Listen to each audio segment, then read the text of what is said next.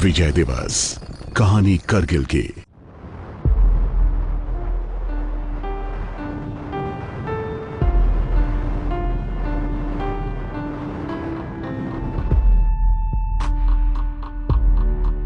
ऊंचे ऊंचे पहाड़ों का सीना चीरती ये सड़क पहुंचती है सरहद पर बसे एक शहर में।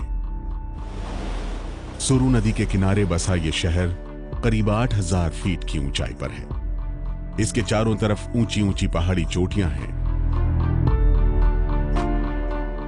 देश की राजधानी दिल्ली से करीब 1000 किलोमीटर से भी दूर मौजूद इस छोटे से शहर का नाम है करगिल। जी हां, वही करगिल जिसका नाम सुनते ही जहन में एक खास तस्वीर उभर आती है। तस्वीर एक ऐसे युद्ध की जिसे कभी भुलाया नहीं जा सकता।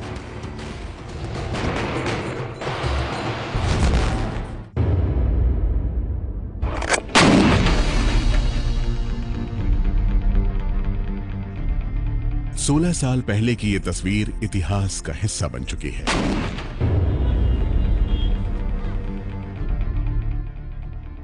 आज यहां न गोलियों की गूंज है, न युद्ध के निशान। सरहद पर होने की वजह से सेना की मौजूदगी जरूर देखी जा सकती है, लेकिन बाजारों में वैसी ही हलचल है जैसी दूसरे शहरों में होती है।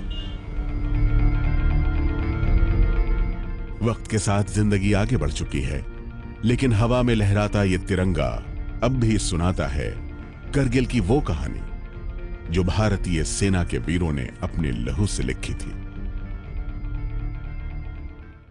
आपके सामने जो पहाड़ी दिखाई दे रही है, नाम तोलोलिंग। अगर आप लोग अपनी नजर थोड़ा बाएं की ओर स्काईलाइन पर ले जाएं, तो 3 पिंपल दिखाई देंगे।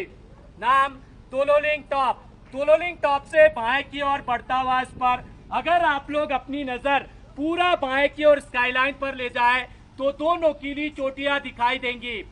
दाहिने वाली नोकीली चोटी नाम टाइगर हिल। आप लोग जिस रास्ते से आए हैं उसे NH1 के नाम से जाना जाता है। यह रास्ता लेह और कारगिल को श्रीनगर से जोड़ता है। श्रीनगर से लेह को जोड़ने वाला हाईवे हो या यहां मौजूद चोटियां, ये सब करगिल की कहानी का अहम हिस्सा है। बर्फ से ढकी ये पहाड़ी चोटी कभी दुश्मनों के कब्जे में थी, लेकिन जब भारतीय सेना के जवानों ने इस चोटी पर तिरंगा लहराया तो ये तस्वीरें यादगार बन गईं। करगिल के चारों तरफ मौजूद हर चोटी की ऐसी ही कहानी है। आप लोगों के सामने तोलोलिंग पहाड़ पर दुश्मन अपना कब्जा जमाए बैठा था। भारतीय सेना की ओर से तोलोलिंग पर कैप्चर करने के लिए 18 ग्रेनेडियर बटालियन को डिटेल किया गया। 18 ग्रेनेडियर बटालियन द्वारा ऑपरेशन को लॉन्च किया गया, परंतु दुश्मन की अच्छी पोजीशन और प्रभावशाली फायर के कारण बटालियन की मूवमेंट को रोक दी गई। मूवमेंट केवल अंधेरी रात और खराब मौसम में ही सफल हो सका। काफी दिनों के संघर्ष के बाद बटालियन अपना फर्म बेस बनाने में सफल रही। 26 जुलाई 1999 ये वही दिन था जब भारत ने पाकिस्तान पर विजय हासिल की थी। इसी दिन करगिल की जंग खत्म हुई थी। भारतीय सेना ने पाकिस्तानी फौज को ऐसा सबक सिखाया कि उनके लिए जान बचाकर भागना भी मुश्किल हो गया था। ये भारत और पाकिस्तान की चौथी लड़ाई थी। पाकिस्तान हमेशा से ही भारत के साथ धोखा करता आ रहा है, लेकिन 1999 में पाकिस्तान ने किया सबसे बड़ा विश्वासघात।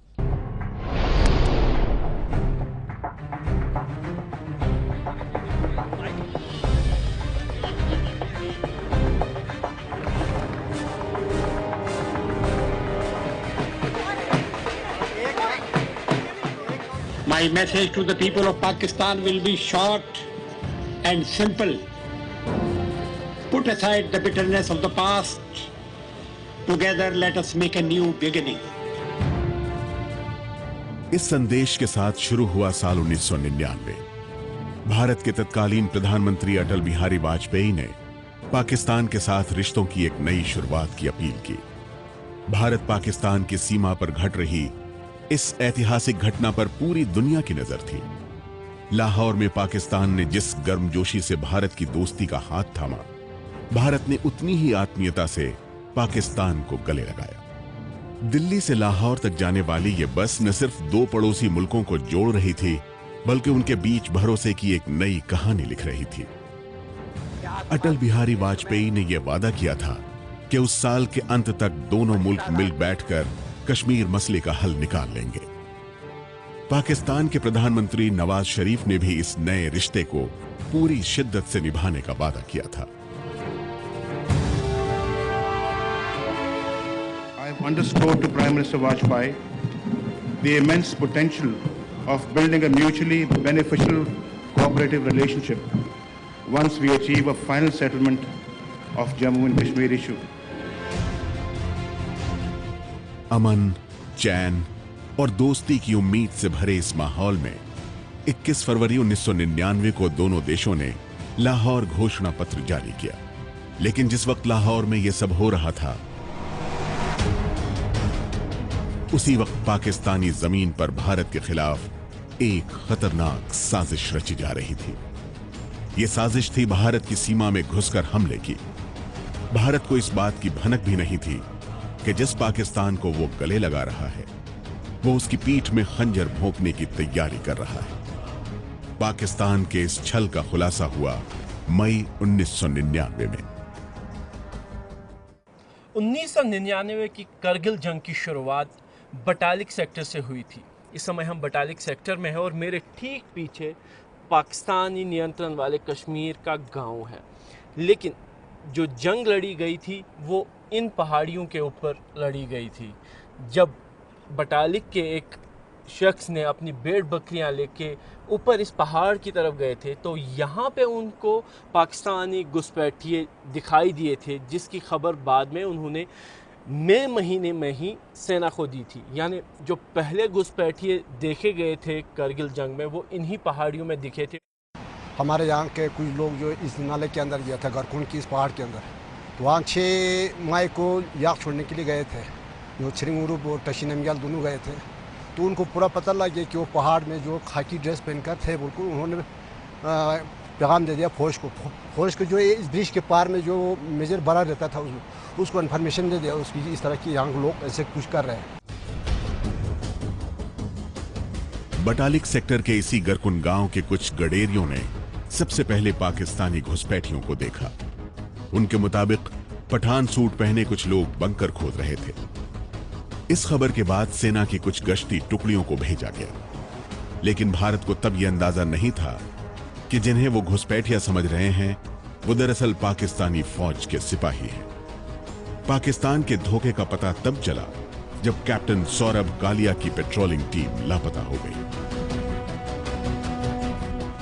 ये जो पहले जो खबर इन लोगों को मिली यहाँ पर लोकल फॉर्मेशंस को, यूनिट्स को, तो उन्होंने ये समझा कि कुछ घुसपैठिए आ गए हैं यहाँ पर, क्योंकि वो उन्होंने काले कपड़े पहने हुए थे। लोकल फॉर्मेशन ने समझा कि हम इनको निकाल फेंकेंगे और इनके पास ज़्यादा हथियार नहीं होंगे। जब ये असेसमेंट को चेंज किया गया, जब हमको खुद आर्मी को लगा कि नहीं ये घुसपैठिए नहीं है, ये तो रेगुलर आर्मी के लोग हैं, तो उस वक्त हमको पूरा का पूरा स्ट्रेटजी और टैक्टिक्स सब बदलनी पड़ी। जब तक भारत को पता चल पाता, तब तक पाकिस्तान ने भारत की करीब 150 वर्ग किलोमीटर की जमीन पर कब्जा कर लिया था। पाकिस्तानी सेना ने उन चौकियों पर कब्जा किया था जिन्हें भारतीय सेना सर्दियों में खाली कर देती थी और गर्मियों में वापस जाया करती थी। लेकिन 1999 में भारतीय सेना की उन चौकियों पर जाने से पहले ही पाकिस्तानी फौज ने उन चौकियों पर अपना कब्जा जमा लिया था। जाहिर है इसके लिए पाकिस्तान ने एक बड़ी तैयारी की होगी। ऐसे में सवाल खड़ा होता है कि क्या फरवरी 1999 में जब नवाज शरीफ अटल बिहारी वाजपेयी से लाहौर में मिल रहे थे, तो क्या उन्हें इस घुसपैठ की जानकारी थी? कारगिल की तैयारी चल रही थी जनवरी फरवरी से। अब हम कह नहीं सकते कि नवाज शरीफ को कितना मालूम था, कितना है। उनका ये कहना है कि मुझको नहीं बताया, और जो टेप्स हमने पब्लिश किए थे उस समय जो बात हुई थी मुशर्रफ की और उनके चीफ ऑफ स्टाफ, उससे भी ऐसा लगता है कि नवाज शरीफ को पूरी बात नहीं बताई। मेरा अपना ये विश्वास है उनको मालूम था, लेकिन उनको ये नहीं मालूम था कि पाकिस्तान की फौज उसमें खून मारता है। नवाज शरीफ खुद ये दावा करते रहे हैं कि उन्हें पाकिस्तान की इस साजिश की भनक भी नहीं थी। खुद को इस मामले से पूरी तरह अलग करते हुए शरीफ ने यहां तक कह डाला कि उन्हें तो अटल बिहारी वाजपेयी के फोन से मालूम चला कि पाकिस्तानी फौज भारत में घुस चुकी है। मेरे भाई मुशर्रफ ने कारगिल पे हमला किया और उस फौजी हमले का मुझे इल्म नहीं था। मैंने उसका नोटिस लिया और नोटिस मैंने तब लिया जब वाजपेयी साहब का मुझे टेलीफोन आया, मुझे कहने के नवाज शरीफ साहब ये आपने क्या कर दिया हमारे साथ। मैं तो थोड़े दिन पहले आपके पाकिस्तान से होके आया हूं, इतना अच्छा जज्बा लेके मैं हिंदुस्तान वापस आया हूं और आपने हमारे ऊपर हमला कर दिया है। तो मैंने कहा क्या हुआ वाजपेयी साहब? कहते हैं आपको मालूम नहीं क्या हुआ है, आपकी फौज ने हमारी फौज पे हमला कर दिया। मैंने मुशर्रफ साहब से बात की और फिर हकायक जो वाजपेयी साहब कहते थे उसके बिल्कुल ऐन मुताबिक निकले और फिर मैंने कहा कि आपने ये सब कुछ क्या किया। परवेज मुशर्रफ, जिन्होंने बाद में नवाज शरीफ का तख्ता पलटकर पाकिस्तान की सत्ता अपने हाथ में ले ली, उस वक्त पाकिस्तानी सेना के प्रमुख हुआ करते थे। जानकारों के मुताबिक 1998 में पाकिस्तानी सेना की कमान संभालते ही मुशर्रफ ने भारत पर हमले की योजना बना ली थी। नवाज शरीफ को इस घुसपैठ के बारे में कितना इल्म था, इस सच का पता तो नहीं चल सका, लेकिन ये बात अब पूरी दुनिया जानती है कि करगिल का मास्टरमाइंड कौन था। अनऑक्युपाइड एरिया में इंडिया सियाचिन में आ गया, यहां हम चले गए। ये हमें और हमने मैं आई से विद कॉन्फिडेंस, हमने हिंदुस्तानी फोर्स को गले से पकड़ लिया। और मैं रिपीट कर रहा हूं, उनको गले से पकड़ लिया क्योंकि हम उन जगहों में चले गए जहां उनकी जो मेन आर्टरी है, जो श्रीनगर से द्रास, कारगिल और लद्दाख ले जाती है, उसको हम डोमिनेट कर गए। उस पे गाड़ी नहीं चल सकती थी अगर हम ना चाहते।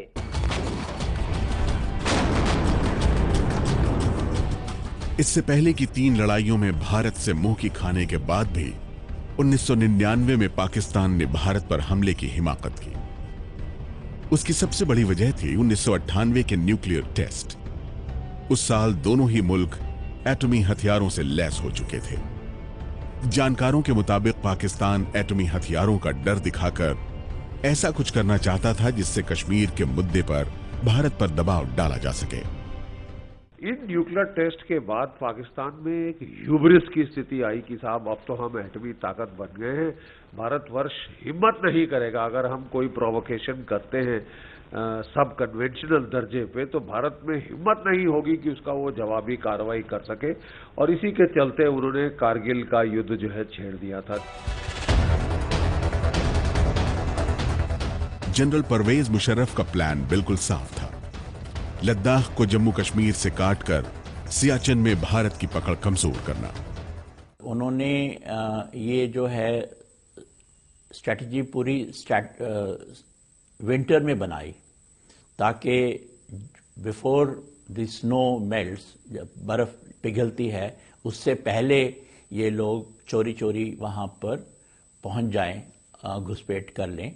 तो उन्होंने जो अप्रैल और मई का जो समय चुना वो उसको देखकर था, ताकि जब गर्मियों में ज़्यादा हमारी बर्फ़ पिघल जाती है और हमारी फ़ौज की हरकत और तेज़ हो जाती है तो उस वक़्त वो लोग चोटियों पे बैठ चुके होंगे।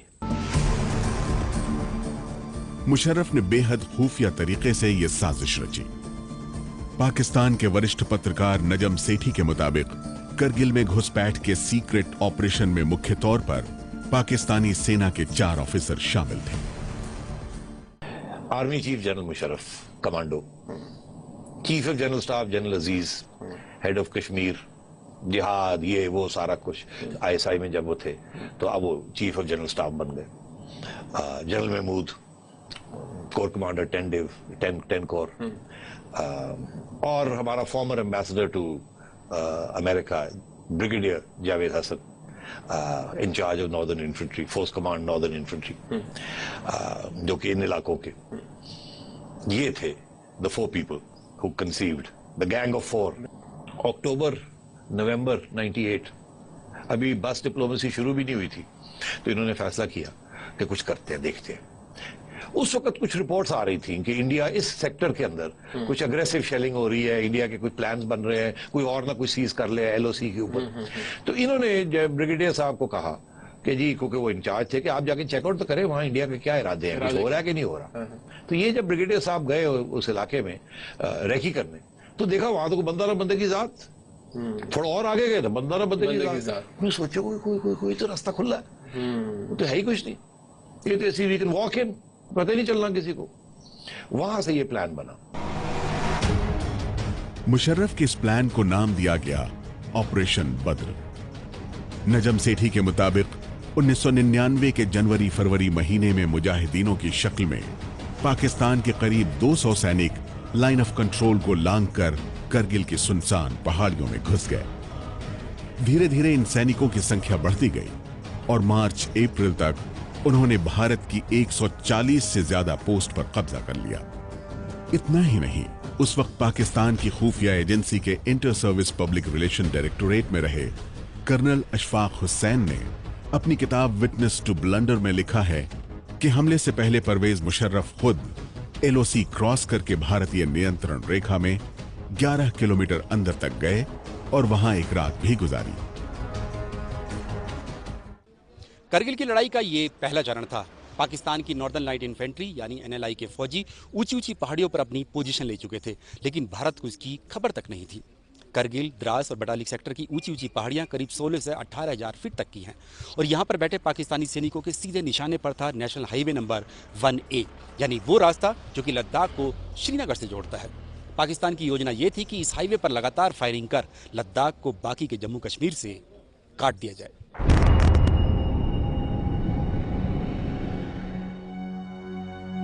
लद्दाख जम्मू कश्मीर का सबसे शांत इलाका। लद्दाख पर पाकिस्तानी कब्जा ऑपरेशन बद्र का पहला लक्ष्य था। इसी रणनीति के तहत करगिल की चोटियों पर बैठे पाकिस्तानी सैनिक नेशनल हाईवे पर जबरदस्त गोले बरसा रहे थे। उनका इरादा मेरे ख्याल से ये भी था कि एक बार अगर श्रीनगर से लद्दाख का रोड कम्युनिकेशन को काट दिया जाए तो उसके बाद वो शायद सियाचिन मुद्दे के ऊपर भी भारत के ऊपर दबाव डाल सकते और उसके बाद भारत को एक कमजोर स्थिति से फिर पाकिस्तान के साथ बात करनी पड़ेगी। शुरुआत में भारत यही समझता रहा कि हमला करने वाले पाकिस्तानी आतंकवादी हैं, लेकिन जैसे ही भारत को इस बात के सबूत मिलने लगे कि आतंकवादियों की शक्ल में पाकिस्तानी सेना गोले बरसा रही है, भारत ने मुंहतोड़ जवाब देने की तैयारी शुरू कर दी। दुनिया के इतिहास में पहली बार महाविनाशक एटॉमिक हथियारों से लैस दो देश युद्ध के मैदान में आमने सामने थे। इस समय देश के सामने युद्ध जैसी परिस्थिति उत्पन्न हो गई है। कारगिल में, उसके आसपास के क्षेत्र में बड़ी तादाद में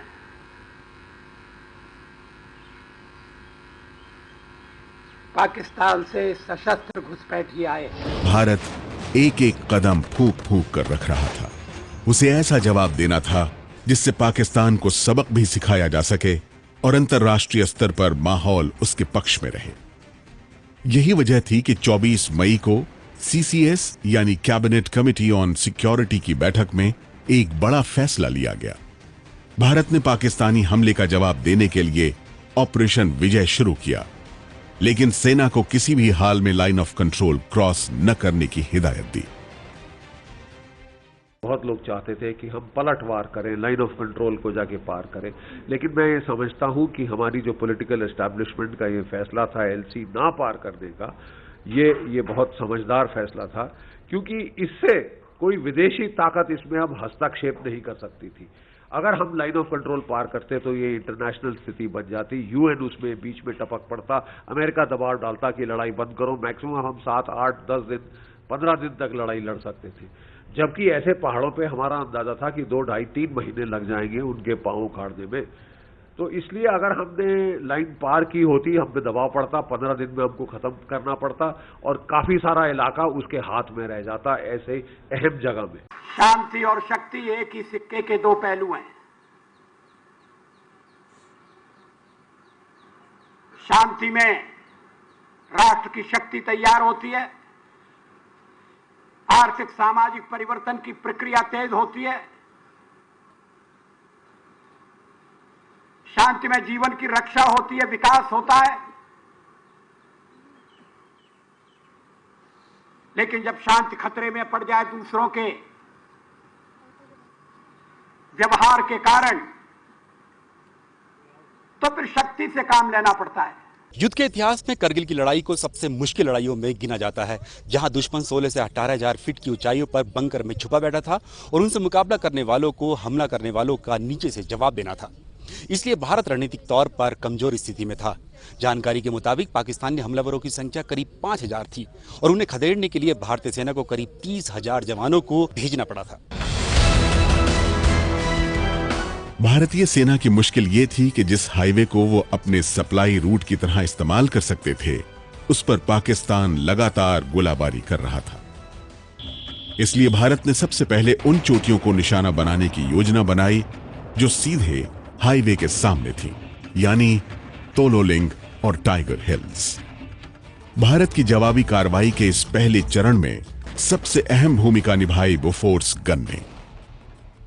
कुछ साल पहले राजनीति के मैदान में बदनाम हो चुकी बोफोर्स गनों ने करगिल के मैदान में अपना दम दिखाया। जमीन पर बोफोर्स के गोले तो आसमान में एयरफोर्स के लड़ाकू विमानों ने बम बरसाना शुरू किया। लड़ाई के मैदान में इसने अपना पूरा जौहर दिखाया और जैसे मैंने बताया कि उस ऊंची पहाड़ी चोटियों पर अगर हम दुश्मन को हिला पाए तो सबसे ज़्यादा उसमें भूमिका थी हमारी बोफोर तोपों की और हमारे इन्फेंट्री के सिपाहियों की हिमाकत और शुजात की। और ये बोफोर तोपें हमने बताया हर इन्फेंट्री पलटन के अटैक के लिए हमने 100 गन्स वहां पे पहुंचवाई थी और जो ग्राड रॉकेट लॉन्चर्स थे वो वहां पहुंचाए ताकि दुश्मन को हिला दिया जाए हमले के पहले, और तभी दुश्मन के पांव उखड़े, नहीं तो उस हाइट से उसको निकालना असंभव था। करगिल की कहानी बिना बोफोर्स के पूरी नहीं होती। 155 मिलीमीटर की होविट्जर गन का बैरल करीब 70 डिग्री तक घूम सकता है, यानी इसका गोला ऊंची से ऊंची पहाड़ियों तक पहुंच सकता है। करीब 40 किलोमीटर की रेंज वाली इन गनों ने ऊंची पहाड़ियों पर बने दुश्मनों के बंकरों को तबाह कर दिया।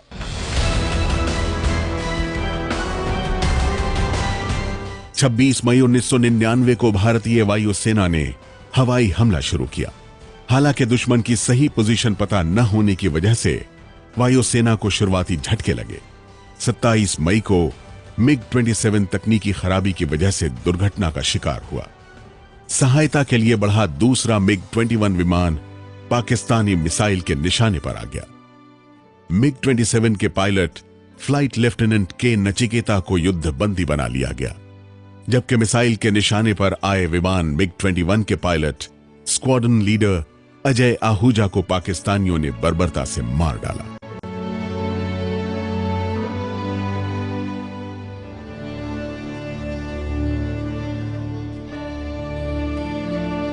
All of you here will share my sadness that on first report and preliminary inspection of the body, we find bullet wounds. Now the body is being taken for post-mortem, and when we have the full report of the post-mortem, we shall present it to you. शुरुआती झटकों के बाद वायुसेना ने अपनी रणनीति बदली। 1971 के बाद पहली बार वायुसेना के जंगी जहाज युद्ध में शामिल हो रहे थे। इसे ऑपरेशन सफेद सागर का नाम दिया गया। MiG-29 हवा में दूसरे विमानों को सुरक्षा देता था। इसने पाकिस्तानी F-16 विमान को भारतीय सीमा से दूर रहने पर मजबूर किया, जबकि MiG-27, MiG-21 और मिराज 2000 विमान जमीनी निशाना ढूंढते थे। भारतीय वायु क्षेत्र में रहकर विमानों ने वो काम किया जो अब तक दुनिया की किसी भी वायुसेना ने नहीं किया था। 13,000 फुट से 18,000 फुट की ऊंचाई पर छुपे पाकिस्तानी फौज के सैनिकों को चुन चुनकर निशाना बनाया गया। पहली बार लेजर गाइडेड बम का इस्तेमाल हुआ। Fortunately, by a system that we had adopted in Western Air Command, the enemy was convinced that we are ready for the air battle, willing for the air battle. आप आओ, हम आपसे आपसे लड़ाई करने के लिए तैयार हैं and we are waiting for it, वो नहीं आया। इसके साथ भारत ने जल्द ही दुनिया के सामने पाकिस्तानी फौज की मौजूदगी के पुख्ता सबूत दे दिए। Direct involvement of the Pakistani army in these intrusions have been proved beyond doubt. भारतीय सेना के लिए जमीन पर हालात तब बदले जब तोलोलिंग पर कब्जा हुआ। कोई नाइट 12-13 को टू राजरिफ ने आर्टिलरी की सपोर्ट के साथ ये ऑपरेशन लॉन्च किया और सुबह 13 तारीख को उन्होंने तोलोलिंग के ऊपर कब्जा कर लिया। ये सबसे बड़ा सक्सेस था हमारे लिए, क्योंकि आपको पता होगा कि कोई 2-3 हफ्ते तक कोई हमको सक्सेस नहीं मिल रहा था और तोलोलिंग एक ऐसा फीचर था जो रोड के ऊपर बड़ी अच्छी तरह डोमिनेशन कर रहा था दुश्मन। तोलोलिंग के बाद भारतीय सेना का मकसद था टाइगर हिल से पाकिस्तानियों को खदेड़ना। टाइगर हिल को दुश्मनों के चंगुल से आजाद कराने को निकले भारतीय सैनिक अपने साथ रसद की जगह ज्यादा से ज्यादा हथियार ले गए थे। यह इस लड़ाई का सबसे मुश्किल मुकाबला था। इसके लिए भारतीय सेना की 3 बटालियनों ने पाकिस्तानी फौज को 3 तरफ से घेरा। करीब 11 घंटे की जंग के बाद 4 जुलाई को भारतीय जवानों ने टाइगर हिल पर भी तिरंगा फहरा दिया। यह इस जंग की सबसे बड़ी जीत थी। पाकिस्तान को घेरने के लिए भारत ने कई मोर्चे पर जंग छेड़ दी थी। राजनयिक एक तरफ काम कर रहे थे तो दूसरी तरफ रोज दिल्ली में वायुसेना, थल सेना और विदेश विभाग के प्रवक्ता प्रेस ब्रीफिंग करते थे। टेलीविजन के जरिए करगिल घर घर तक पहुंच रहा था। What you heard right behind you was the sound of Bofors guns directly targeting the top of Tiger Hill, the prelude to the final assault. Also going on simultaneously are multi-barrel rocket launchers also attacking the same positions on Tiger Hills.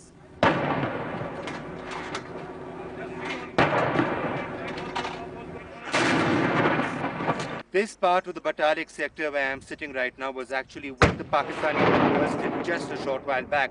In fact, even now they are continuing to shell this region looking for the forward posts which have been formed here. We heard a shell going up just a short while ago. उससे हमको सहायता मिली क्योंकि उन्होंने पूरे देश में जो एकदम देश को जोड़ दिया आर्मी का साथ देने के लिए। तो मैं तो हमेशा यही कहता हूं कि मैंने पूरा देश ऐसे जुड़ा हुआ कभी भी नहीं देखा जैसा मैंने कारगिल वॉर के टाइम में देखा, और उसके लिए मीडिया का इस्तेमाल करना वो अच्छी बात थी। पूरा मुल्क देख रहा था कि किन हालात में भारतीय फौज लड़ाई लड़ रही थी। भारतीय जवान कितनी मुश्किलों के बावजूद पाकिस्तानियों को धूल चटा रहे थे।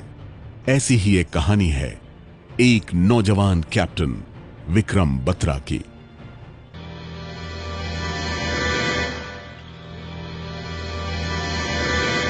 In case we would have stopped at any point of time, we knew that we would have been the pinpoint target for them. Either we would have been there or they would have been there. We had already decided our success signal before advancing for the attack, and it was like Bravo company's success signal "Oye Aaya," and which was passed to our CO Colonel Joshi on the radio set. And after the another bunker was captured, my company's success signal was "Ye dil mange more." The guys were so highly charged up that they're wanting that some more bunkers should have been there, and we would have got the more chaps. ये फौजी Jammu Kashmir light infantry में है। हमारे ही channel से ये तब की बातचीत है जब ये अफसर द्रास के पॉइंट 5140 के एक अहम चौकी पर कब्जा करके लौट रहे थे। विक्रम को उसके दोस्त शेर शाह बुलाते थे। दुश्मनों की उन पर नजर थी। विक्रम और उनके साथियों का मिशन अभी पूरा नहीं हुआ था। They were on the same frequency which were we on our radio sets, and one of the Pakistani soldiers or officer, whoever it was, he said me my code name was Sher Shah. Oh Sher Shah, you have come. Don't try to come up, otherwise you'll have a tough time. And that was the time they gave us a challenge, and my guys, they went wild. How dare a Pakistani troop can challenge us? 7 जुलाई को उन्होंने दूसरे point पर चढ़ाई की। जबरदस्त लड़ाई के बाद वहां भी जीत मिली, लेकिन जीत का जश्न मनाने के लिए कैप्टन विक्रम बत्रा मौजूद नहीं थे। I owe this capture of Point 4875 to Captain Vikram Batra of my battalion, who laid his life here for the capture of this feature.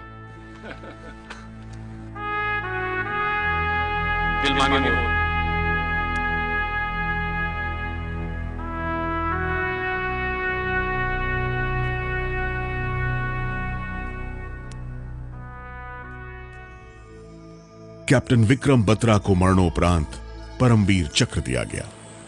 यह पहली लड़ाई थी जिसमें जंग के मैदान से शहीदों की लाश उनके गांवों तक पहुंचाई गई। शहीदों की लाश को गांव तक पहुंचाने का फैसला काफी बड़ा साबित हुआ। इससे करगिल की लड़ाई सिर्फ करगिल तक सीमित नहीं रही, पूरा देश इसके साथ जुड़ गया। जबकि पाकिस्तान अपने शहीदों की लाश तक कबूलने से इनकार करता रहा। इस बीच एक बड़ा खुलासा हुआ। पाकिस्तान को आईना दिखाने के लिए भारत ने वो किया जो अब तक कभी नहीं हुआ था। 11 जून 1999 को विदेश मंत्री जसवंत सिंह ने संवाददाता सम्मेलन बुलाया। सम्मेलन में एक टेप रिकॉर्डिंग सुनाई गई। उनसे बात तो नहीं हुई, कोई कल मुलाकात वगैरह हुई? कोई कल सर हुई शाम को, तो वो ब्रीफिंग हमने की जो मियां साहब के साथ वही फोरम था जो फुल फोरम था, पहले जहाँ हमने ब्रीफिंग की थी और उधर ही हुई जमशेद के पास, नहीं मियां साहब के दफ्तर में। अच्छा जो उधर पुराना मेरी कुर्सी वाले, हमने कहा वो पता नहीं क्या। टेप में आवाज पाकिस्तानी सेना के मुखिया जनरल परवेज मुशर्रफ और पाकिस्तान के chief of staff lieutenant general Mohammad Aziz के बीच की थी। मुशर्रफ चीन में थे और अजीज इस्लामाबाद में।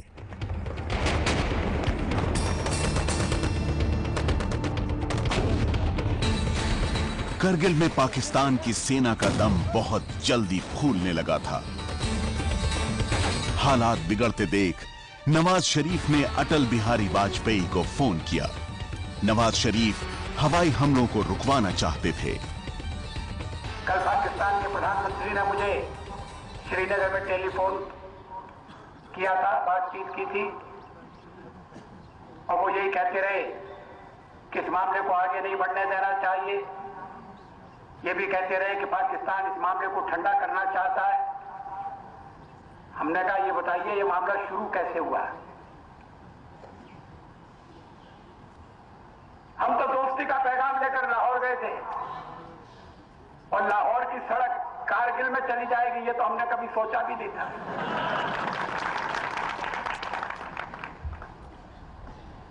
कारगिल में आपने हमला कर दिया। कल भी उन्होंने, जब हम गए, हमारा दल गया तो उन्होंने तोपों से सलामी दी, एक के बाद एक गोले दागे। किस लिए? गोलों से हमारा देश दबने वाला नहीं है, हमारे जवान गोलों से झुकने वाले नहीं।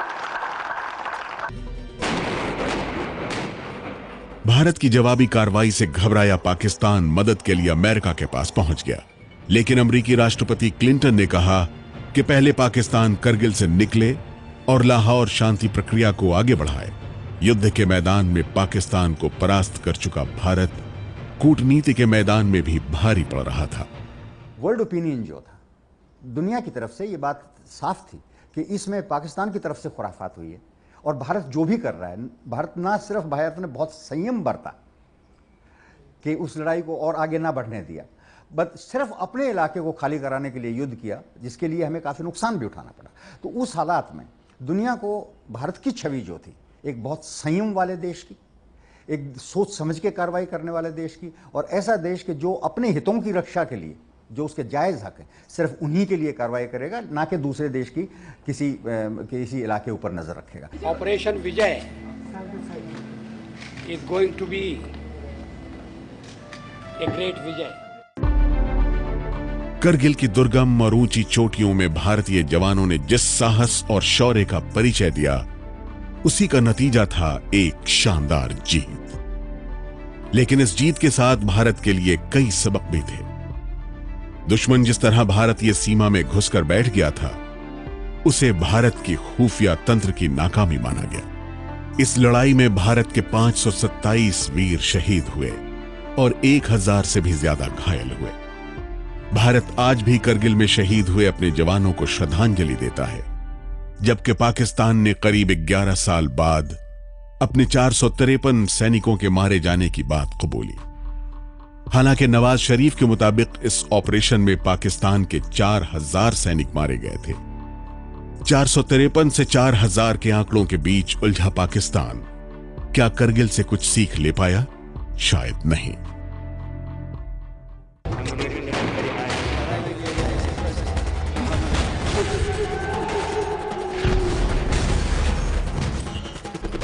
विजय दिवस, कहानी करगिल की।